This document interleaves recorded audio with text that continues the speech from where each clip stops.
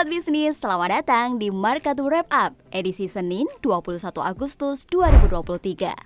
Indeks harga saham gabungan bergerak di zona hijau selama perdagangan Senin 21 Agustus.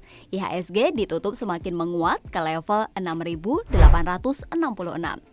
Faktor pengungkit kinerja pasar hari ini disebabkan oleh 3 indeks utama Wall Street melemah lebih dari 2% sepanjang pekan lalu. Sementara itu dari dalam negeri ada pengaruh dari rapat Dewan Gubernur Bank Indonesia yang akan dilangsungkan Kamis 24 Agustus. Secara sektoral, sektor energi menjadi penopang terkuat, sementara sektor properti mengalami pelemahan paling dalam.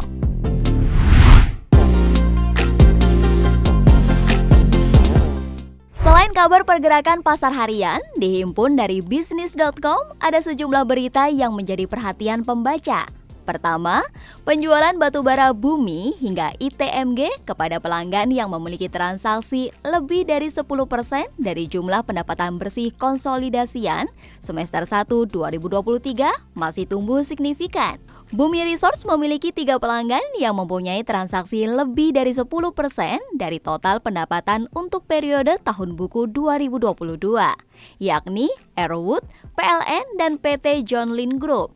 Indo Tambang Raya Megah juga melaporkan rincian pelanggan yang memiliki transaksi lebih dari 10% dari jumlah pendapatan bersih konsolidasian periode semester 1 2023, yakni Shenhua Hong Kong International Trading Ltd. Kedua, selama sepekan terakhir terdapat 4 emiten yang beresiko dihapuskan pencatatannya atau delisting dari lantai bursa oleh Bursa Efek Indonesia. Terbaru, BEI mengumumkan potensi delisting dari PT Siwani Makmur Tbk Sima pada 18 Agustus 2023. Pengumuman potensi delisting dikeluarkan setelah saham Sima disuspensi oleh BEI selama 42 bulan atau 3,5 tahun lamanya.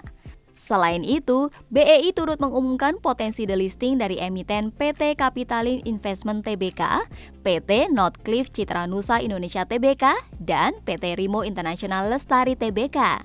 Ketiga, aksi merger PT Global Mediacom Tbk dengan PT Media Nusantara Citra Tbk diyakini dapat menambah valuasi perusahaan Haritanu.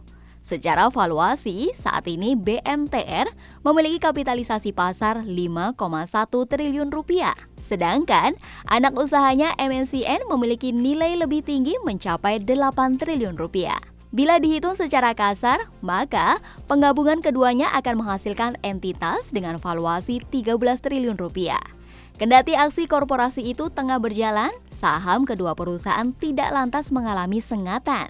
Keempat, emiten yang baru IPO, PT Aman Mineral International Tbk, mencatatkan pertumbuhan saham 100% lebih. AMMN juga semakin kokoh dalam jajaran top 10 market cap atau emiten dengan kapitalisasi pasar terbesar di Bursa Efek Indonesia. Pada penutupan perdagangan Senin 21 Agustus, saham AMMN naik 2,69% atau 90 poin menjadi Rp3.440.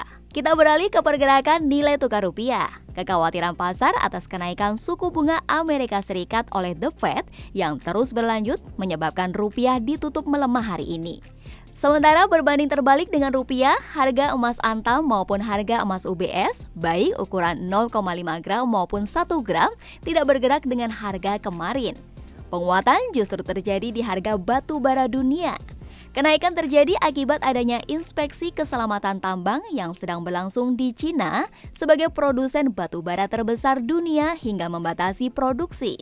Sementara itu, Otoritas Jasa Keuangan mengestimasi salinan Beleit mengenai bursa karbon yang tertuang dalam Peraturan OJK Nomor 14 Tahun 2023 akan terbit pekan depan. Sejumlah lembaga digadang-gadang menjadi calon kuat pengelola bursa karbon tersebut, mulai dari Indonesia Commodity and Derivative Exchange hingga Bursa Efek Indonesia. Kepala Eksekutif Pengawas Pasar Modal, Keuangan Derivatif dan Bursa Karbon OJK, Innarno Jayadi mengemukakan, salinan POJK tersebut belum dirilis untuk diakses oleh publik karena masih dalam proses di Kemenkumham.